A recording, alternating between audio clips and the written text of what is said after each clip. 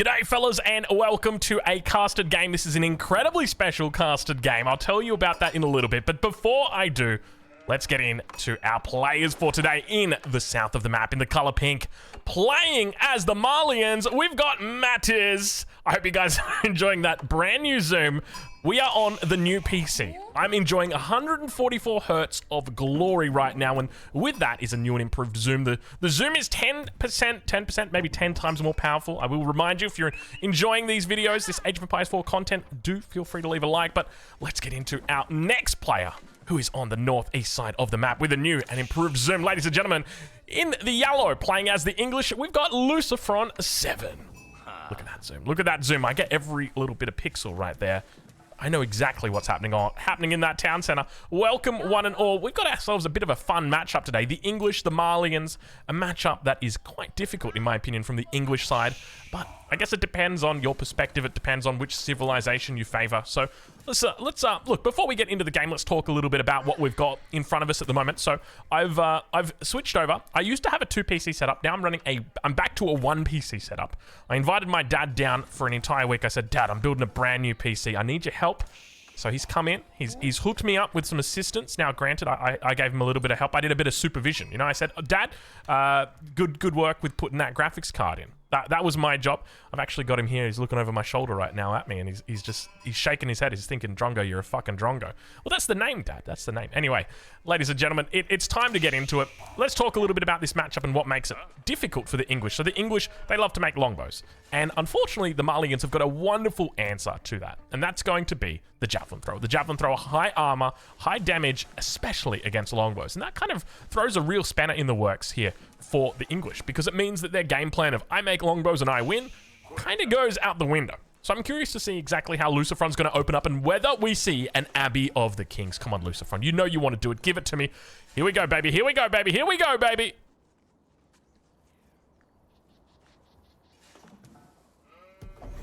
It's a fucking council hall. Are you serious? Come on, Lucifron, dude. You can't bait me like that. What was he waiting for? I think he must have been waiting for the food to come in or something. I think he had a bit of an idle time in there. I can't believe that, dude. I was confident that was going to be an Abbey of Kings. There's no way in this matchup that you don't do it. So, anyway, I guess at this point, we just kind of twiddle our thumbs and go, well, what's he going to show us today? Because I'll be honest, I'm absolutely clueless. On the other side, though, Matt is going to be opening up with the Mansa Quarry. Now, obviously, you got 2 options here. You got your Mansa Quarry and you got your Saharan Trade Network. Saharan Trade Network is, I would say, definitely inferior in the sense that it telegraphs your strategy. If you go for the Saharan Trade Network, you're just shouting out to the world, hey guys, I'm going to be trading. If you'd like to beat me, you need to stop me. So feel free to do everything that you want to prepare for my imminent trade victory. But, of course, this isn't, I'm thinking trade victory. What had a trade victory? Age of Empires 3 had a trade victory. You know, back in the day, you could actually win by trading in Age of Empires 3. In fact, you can still do it. But I say back in the day in the sense that, you know, back in the day when I actually played Age of Empires 3. It's been a long time. The game's still very, very close to my heart and still very dear to me. But unfortunately, it's not where my attention lies. There's a slightly shinier game that's come into my life since then.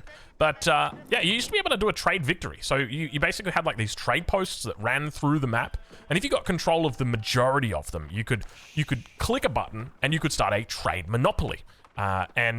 Basically, it was something that you would use against people. It was essentially a sacred site victory. And you could stop that just by sieging down outposts. But we do have the age ups coming through. Both of them are before 4 minutes, so some pretty early age ups here. We're right on board with Matthias, as he's now moving out towards the wood line. Not going to be taking the front wood, which is a little bit closer to the town center. Instead, going to be prioritizing the safe wood at the back. Another thing to note that we might be looking out for early on are those upgrades. And you can see he's already got the wheelbarrow on the way in. 150 gold. This bad boy is expensive. But together with the pit mine, the Mansa Quarry is just going to be pumping out. Oh, he's got it on stone. Oh, he's got it on stone. I don't think we've ever seen this before. You know, maybe after the Malians came out, this was quite popular to put it on stone because you could eventually get a town center down after like 4 minutes for free on the stone. Obviously, it's not for free because there's an opportunity cost because you're not on the gold. Let's take a look over on the other side of the map and look at this. We've already got Lucifron beginning to push out with longbowmen. And I find this so interesting, right? Because this could just be shut down by like 2 javelin throwers. And Mattis now is going to spot this out. We see the scout gets some vision, gets a couple of arrows in his backside as well.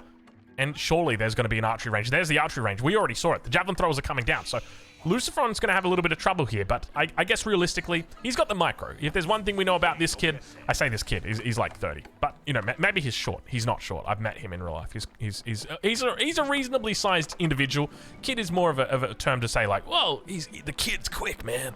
It's one of those things. But anyway, he's pretty quick. He's not going to be making mistakes when it comes to the control of his longbows. And already we've got villagers now moving out towards the stone.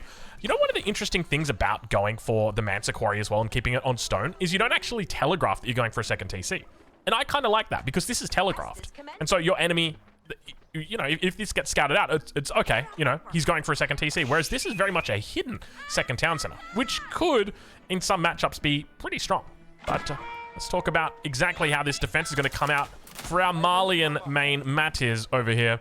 As the second javelin is now out, these guys shouldn't have any problems whatsoever in dealing with these longbows. But keep in mind, the longbows are in much greater number, but the Malian javelins begin to move out. And look how little damage they're able to take. But he's still doing some decent damage here. He's going to have to fall back. Villagers also making a bit of a run for it. Not going to be able to find too much luck. Now, another thing to note as well is because I'm on the new PC, I just thought I'd bring this up because I'm actually just going to alt-tab right now because I'm only using the one monitor. Now, I don't think you guys will be able to see me alt-tabbing, so hopefully nothing really changed. I'm just double-checking that we're still recording. We are still recording. Because I'm on the one PC setup. I've just got the one monitor hooked up at the moment. And so, as I mentioned before, I used to have the two PCs, two monitors, and then I'd kind of record on one and play on the other. But now it's just, you know, I've got one supercomputer. I've contacted Intel. I said, Intel, I need a supercomputer. I'm running large language models over here. I need to do a little bit of AI. I'll tell you what, I went into the computer store to buy all the parts, and AI is literally written everywhere. They had AI-powered lunchboxes. I'm not kidding you, right? It kept your food at the correct temperature throughout the day. It would pump in enough cold air just to make sure that your temperature was at that, and it was all regulated by the AI. Incredible stuff. But anyway, look, I digress. We've got that second town center now starting to come down along the edge of the wood line. A little bit of a dangerous play, but I guess realistically, he's got the javelin throwers out. I love that Mattis he's made just enough javelin throwers. And now we see him. Does he look to switch it over? We'll wait and see. It looks like he has switched it over, so going to be working on gold rather than stone. But the javelin throwers now able to take out those longbows on the front. You can see just how much power they're able to establish here. 3 longbows getting taken out. There's the 4th one. The first javelin finally goes down, and that's part of the reason why, actually, yeah, the first javelin does go down, but that's part of the reason why this matchup can be so difficult for the English players, just simply because the Malians have got a wonderful counter, probably the best counter in the game to the longbowmen. You know, shy of the, I say shy of the horsemen, but realistically, I feel like it's pretty decent. The one thing to note, though, is that the dynamic does switch once Castle Age comes around, because English longbows, they get a little bit of extra damage, enough to overcome the armor that the Malians have got. So even if the Malian player gets Castle Age, and look at this double stable coming out, surely that's an indicator that it's going to be Castle Age, right? If I see that, I see the second town center, I see this, and I think Castle Age, but I'm looking at it, and I'm like, well, there's no way he's getting Castle Age. We're 8 minutes into this game. If he was on 1 TC, maybe he's getting Castle Age with that many longbows, but there's no way he's getting Castle Age right now. So that has to mean horseman. And if it means horseman, then I've got no choice but to go into a banks. And Mattis does the exact correct play here. Now, we mentioned before that the Mansa Quarry was on stone. It has been switched over to gold, so he's not going to be looking for a 3rd TC. He's still got 100 stone in the bank, so could look to, you know, throw down an outpost, get some arrow slits up, all that kind of shenanigan. But realistically, for the moment, he's just chilling out right now. And upgrade's going to start coming through. He's already picked up that wheelbarrow. We now start to see the double broadaxe coming in. This is going to be that passive gold coming through from the Mansa Quarry, together with the pit mine. One thing to note is he hasn't gone for a second pit mine just yet. It's available to him, that passive gold generation. But realistically, I mean, there's not really a good choice. You could go for something like this, but it does open you up. And especially the fact that you've already scouted out that your enemy's going into cavalry. It seems like a little bit of a trap, right? Because it's not going to be easy to defend against those horsemen when you're out here. And sure, you can send a couple Donzos out, but what happens if you get attacked on the top side? Now you need Donzos up there. It just really opens you up to another place to be attacked. And look at this. Matt is going into the cows early, and not just any cows. Ladies and gentlemen, we got ourselves a triple Miller. Something that is not often seen. Does this justify a zoom? I feel like you guys got to get a little bit of a. You want to see another thing? I love how the zoom is like kind of wide as well. I love that. Like we got ourselves a fat boy this time.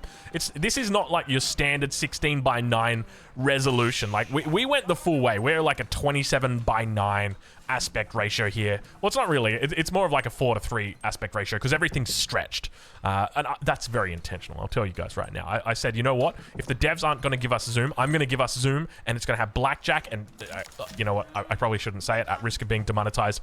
More cows continuing to come out. Matt is playing Malians right now the same way that we played Malians back in the day. I remember playing up against Demus.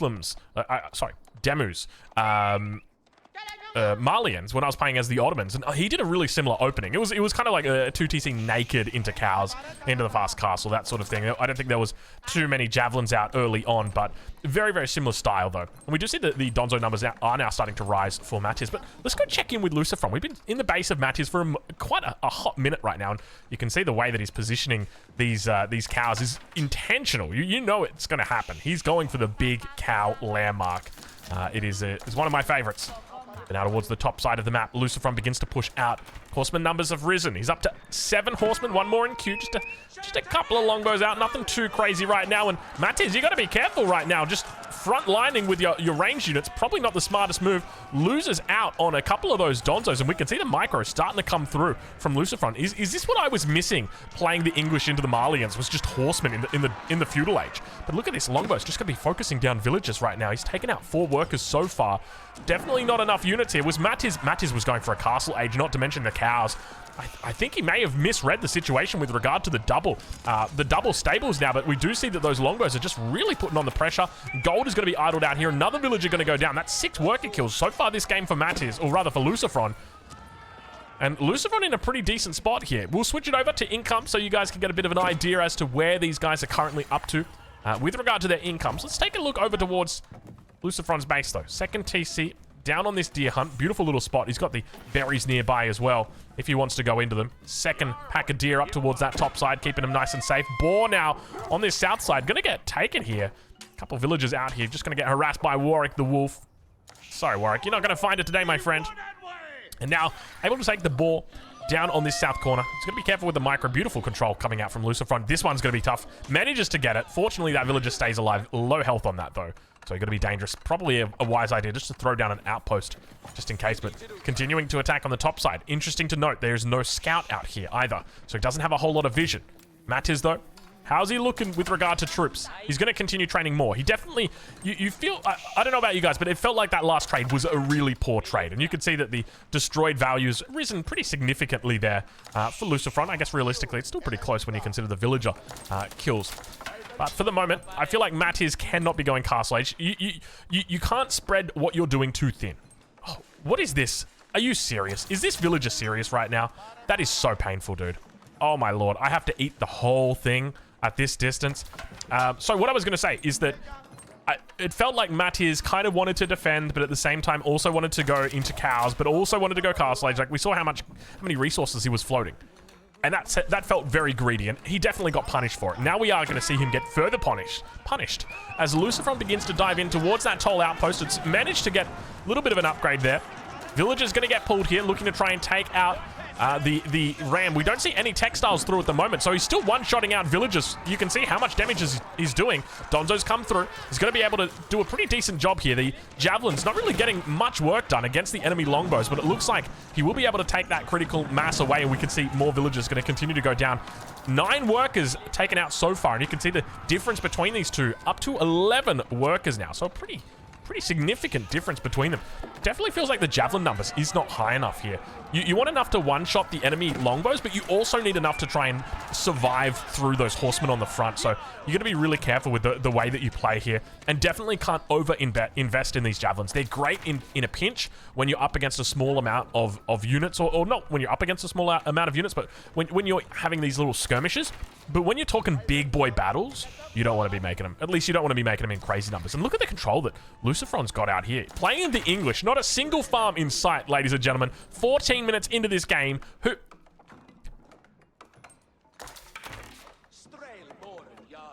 Who needs farms? Who needs farms? Definitely not that English player over there. You know what? I'm really tempted to sell you guys this as like the no farm English player. Technically, if we don't see him complete the farms, he's still technically not on them, right? Like, if an English player is farming, but nobody sees it, are they really farming? I think that's how the saying goes. Anyway, Everything is God, stay away from the farm, Strongo. So at the moment, Lucifron is just not really looking to go into any farms. Big attack, though, on that south side. More Donzos are going to continue to try and bolster up that front line. Able to find some pretty decent hits there, but at the same time, the Javelin numbers able to take out most of the longbows. We can see that the numbers are continuing to dwindle.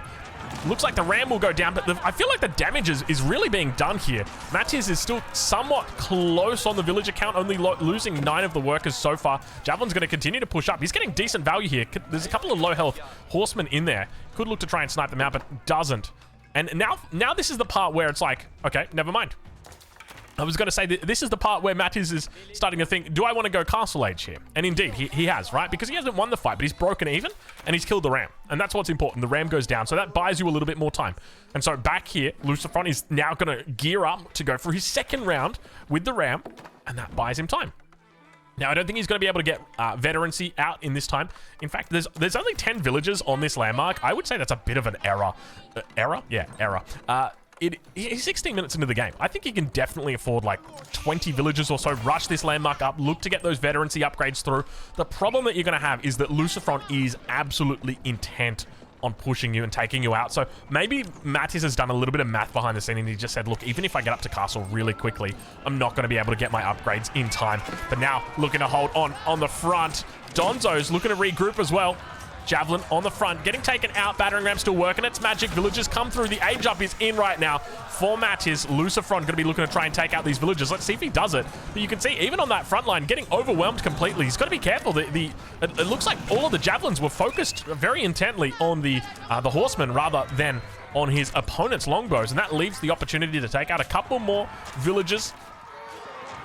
Now continuing to fall back away from that front line. More horsemen going to be coming in. Needs to move into sofas here. You can definitely feel this is now the time where sofas have come online. You know, you get that veterancy through. Look to get your imported armor. And you know, longbows are just not going to have anything to say to you. That is going to be for sure. But now we see that buffed up Grand Fulani Corral. Remember, this guy did receive buffs in the most recent patch. And I'm not talking small buffs. I'm talking absolutely mammoth size buffs. Now, it's not actually this landmark that received the buffs, but rather it is the cattle ranch. Look how much food that's getting you, baby. 96 food a minute, and that's just the cattle that's inside. That doesn't include the Grand Fulani Corrals bonus as well. So right now, Mattis is on a pretty decent kick. What's it called? Decent wicket. That's what I was thinking of. A decent wicket. He's on a decent wicket at the moment. But let's check in over on that east side. Let's see exactly how Lucifron's doing. The hoarder of wood, the collector of camps. This is Lucifron, ladies and gentlemen. And looks like a bit of a wall coming up. Did finish out with the ball. And now, I mean, at this point, I'm going to be honest. I favor Mattis's position by a country mile. This position is actually very solid here. Looks like he does have a couple of idle villagers in here. Definitely needs to focus a little bit more on the gold. Has got the option down here on the south to go for it and is looking to transition. But definitely we notice right now, like the most important thing for him is to just get units out. That's all he needs right now. If he takes a bad fight, this could be really, really disastrous for him because he's outnumbered by his enemies significantly here. So this has come at a really bad time to be losing out on this. Now, I get one thing to note. If a Malian player loses their pit mine and it's on a gold mine that used to exist but doesn't anymore, can they rebuild the pit mine? Because there's a part of me that thinks they probably can't. So maybe it could be 100% a play to go for the pit mine. You go for the pit mine, kill it, and now your enemy's lost that 96 gold, and they can rebuild the pit mine somewhere else. But then, you know, it's a little bit further away. It's a little bit harder to defend. There's all those factors in it. I reckon that could be a strategy. You know what? Maybe they can just rebuild it. You know, maybe it's one of those things like a landmark. It just, no matter what, you can always rebuild. But I suspect it's probably not. I don't think the devs would have considered it that much. Siege Workshop's out. Mangonel coming out now. Imam yet to pick up any relics, but he's got a couple out here he can choose from. Towards that top. Look at that. Actually, there's 4 relics on the top side, all really close together. So you'd want to get out here on the map and start securing as much of this as you can. And we can see that already imported armor's come through. He's already got +2 ranged armor as well. So these Sofa warriors, they are intent on making enemies tonight. I was going to say something a little bit more vile. Vile? I don't know if that's the right word, but I was going to say something a little bit more crude. Let's go with crude. I think that's probably the right call. Age ups come through over from Lucifron. I don't even think I realized, or I don't even think that Where's the landmark? Dude, I tell you what, playing in... Okay, there it is back here, King's Palace. So he's on 3 TC. I tell you what, can I just say, playing or watching this game in 144 hertz is absolutely amazing. It is so good because what happened on my last computer, so I had a dual PC setup, right? And so basically I'm streaming or recording at 60 FPS because I'm doing 4K. And I have a capture card which captures my gaming PC. And the problem is, if I go more than 60 FPS on my gaming PC, the frames start to get out of sync, and it starts to look like it's skipping. And it's only small, but for someone with autism and OCD like me, this is just like a massive problem. And it's all fixed now with this. I just get to watch 144 frames of glory right now as these villagers die. The javelins on the back begin to just tap away at them, but he's going to have a bit of a tough time dealing with these horsemen. I think he's going to have to look for walls here if he wants to try and keep it together on the front. I would definitely be pulling out like 7 or 8 villagers right now, just walling this in, wall in on this side, because the problem that you got is that your Donzos need to make their way back towards your larger army because you've got another push coming in at the front, but you can't give him the space to come through here. You need to buy that time, and we can see the Imam going out. He's managed to get a wall off across the center. That's going to secure 3 relics on the backside, but now towards the middle, we've got the Sofa Warriors coming in. More villagers going to be going down. 24 workers already this game, and you can see Lucifron just really committing to taking out the workers, doing a great job with it. Spears coming through as well. One thing to note, as the game goes later, these players will end up on about 130, 140 workers each. The difference is going to be that Matiz, he's got himself a whole bunch of cows that are pumping out non-stop. So this is a really nice opening, and it looks like he will seal off this position over towards the south side, which is definitely the right call. That'll buy him a lot of time. If his enemy looks to push down towards that spot, 21 spears out now for Lucifron, and he's going to continue making more. At this point, it's imperative Matiz goes into archers. He needs to go mass archers and look for poison arrows, because this is where he actually spikes as a Malian player. It's when you hit veteran archers. But now those relics are going to get picked up. A lot of horsemen down here. He might actually have to start moving all these villagers down towards this position and get a re-wall in over here, because this is going to go down so quickly. If these villagers get exposed, this could be a good game right here. You can see he's really going to be struggling here if that is the case. And indeed, wasn't paying attention. Now looking to come in on the top side. Villagers do make a bit of a run for it. The horsemen are on top of them. And now that Mangonel making its way down, he's got a second one out. If he's able to connect with the army, he will definitely be in a great spot, but he's going to lose a lot of villagers for his pain, for his trouble. Let's see exactly how it goes as population capacity gets reached over there for Lucifron. Keep in mind, Matiz is... Oh no, Matiz, the Mango off the top line. It doesn't do too much damage. Second one, he's in a really terrible spot, just throwing away mangoes right now like he's some sort of Queensland grocer who's just dealt with a whole bunch of hailstorms. This is not a good time to be a Malian fan. Looks like the numbers are starting to build though for the javelins. We can see that he's still making them despite having those issues. Villagers managed to make it alive through that gate on the bottom. Fortunately, they do survive. And now more and more sofas are making it out. He really needs to just move into sofas and archers. That's all he needs to go through to. And we see a distinct lack of archers out here. I mean, he's got a few of them, but realistically, the spears are doing a really good job here on the south side. Just a handful. Does he have those? Does he have poison arrows in just yet? I don't actually know how to tell. I would suspect not, because I don't see any purple. Unless you got that purple. I'm not going to try and rhyme with purple. What rhymes with purple? Dad, what rhymes with purple? Dad? Come a little bit closer and tell the people what rhymes with purple, Dad. What was that? Purple. Say it into the microphone, Dad, so the people in the back can hear you. Purple. Oh, there you go. I just know that is going to boost engagement by 1,000,000%. Everyone's going to be like, oh, so that's where Drongo gets his voice from. It's the guy who sounds like Darth Vader in the back of the room, just chilling out. Oh, God. All right, well, the numbers are built up for Matiz. My fear is that he has lost too many villagers at this point. So you can see that the villager difference here is 40. And that's an effective villager difference, a significant amount. Let's compare the pair, actually. Let's take a look at the income. And there's still no way to do this. I can look at villager count, but this doesn't take into account relics. It doesn't take into account cows. It doesn't take into account all that good stuff. You know, it doesn't even really take into account traders when you think about it. So let's have a look. 14 plus 7, so we're talking 21 plus the 800 here, so about 2,900 income per minute. Compared over on the other side, you can see Lucifron right now sitting at about 4,100, so a huge 4,500. A huge difference between these two, despite those cows trying to come in clutch for Matiz right now. The question on everyone's mind is going to be, was the nerf or was the buff big enough? That's essentially it. But now in the middle, the keep is going to go up. He's going to be absolutely fine here, and once again, Mattis is going to have to fall back away from this. He's been on the defense all game. He hasn't been making any big plays whatsoever. He's just been trying to hold on for dear life. And I can't help but feel that this is all just a consequence of that greed earlier on. He said, I'm going to go 2 TCs into Fast Castle, but I'm going to stop my way to the Butcher, or stop on my way to the Butcher. In fact, he doesn't really stop to the Butcher, does he? Because if he stopped at the Butcher, he'd be eating the cows. I mean, he's eating the cows over here. But here, he's kind of like stopping off at the pasture. Oh, I mean, it's the cattle ranch. Anyway, you guys get the picture. It was a little bit too much greed, and then he's just been on the back foot ever since, hasn't had a mobile army. And I think Lucifron going with the horseman has been really interesting, right?